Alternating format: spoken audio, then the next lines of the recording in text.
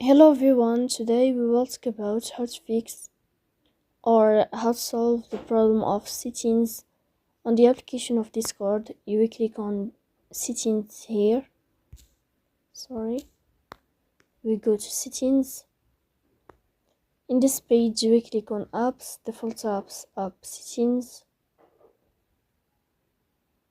In this page you will search about the application of Discord and you will click here.